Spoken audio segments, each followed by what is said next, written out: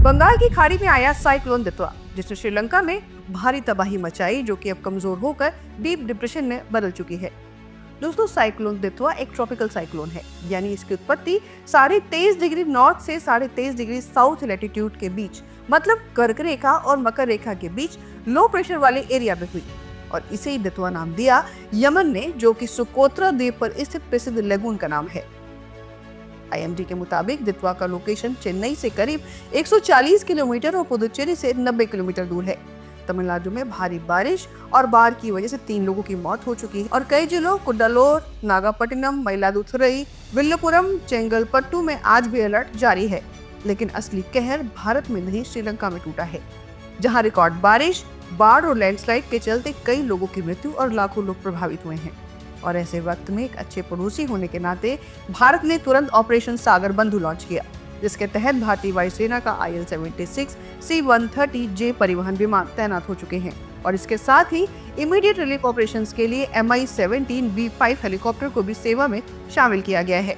NDRF के 80 जवानों के साथ अब तक लगभग 27 टन राहत सामग्री हवाई और समुद्री दोनों रास्तों से भेजी जा चुकी है। और ये सिर्फ एक मदद ही नहीं, ये संदेश है पूरी दुनिया के लिए कि भारत अपने पड़ोसियों के साथ खड़ा है, चाहे हालात कितने भी मुश्किल क्यों न हो।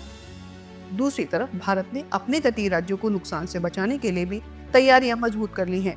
तमिलनाडु में NDRF की 14 टीमें पहले से तैनात हैं और पुणे व वडोदरा से 10 अतिरिक्त टीमों को चेन्नई भेजा गया है। कई फ्लाइट्स कैंसिल हुई हैं, ट्रेनों के रूट बदल गए हैं और प्रशासन लगातार राहत कार्यों में जुटा है। लेकिन इन सब के बावजूद एक सवाल उठता है कि आखिर ये चक्रवात बनते कैसे हैं। तो चलिए आसान भाषा में समझते हैं इसे। गर्म समुद्र की सतह से जब नम हवा ऊपर उठती है तो नीचे एक लो प्रेशर का एरिया बन जाता है। आसपास की हाई प्रेशर हवा तेजी से वहां घुसती है और घूमते हुए एक भंवर का रूप ले लेती है और बस यही है चक्रवात। और ये 2 तरह के होते हैं, एक होते हैं उष्णकटिबंधीय जिन्हें ट्रॉपिकल कहते हैं और समशीतोष्ण यानी टेम्परेट। इसके बीच में एक शांत क्षेत्र भी होता है जिसे हम साइक्लोन की आंख कहते हैं। उत्तरी गोलार्ध में ये एंटी क्लॉकवाइज घूमते हैं, वहीं दक्षिणी में क्लॉकवाइज। और आपको बताते चलें कि चक्रवातों के नाम विश्व मौसम संगठन यानी WMO की गाइडलाइन के अनुसार तय किए जाते हैं। लेकिन यहाँ एक बात और सोचने वाली है कि ये चक्रवात हमेशा बे ऑफ बंगाल से शुरू होकर भारत के पूर्वी तट से ही क्यों टकराते हैं। दरअसल इसके पीछे की थ्योरी ये है कि ट्रॉपिकल साइक्लोन आमतौर पर पूर्व से पश्चिम और फिर उत्तर से पश्चिम की तरफ बढ़ता है, जिसका सबसे बड़ा कारण है ट्रेड विंड्स, जो भूमध्य रेखा यानी इक्वेटर के पास पूर्व से पश्चिम की ओर बहती हैं और यही हवाएं साइक्लोन को पश्चिम की ओर धकेलती हैं।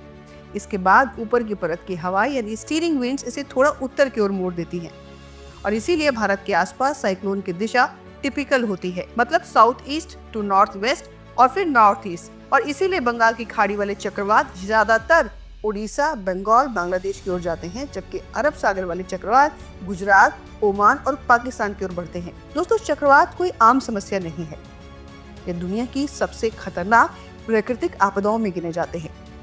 पिछले 200 वर्षों में करीब 19 लाख लोगों की जान चक्रवातों ने ली है।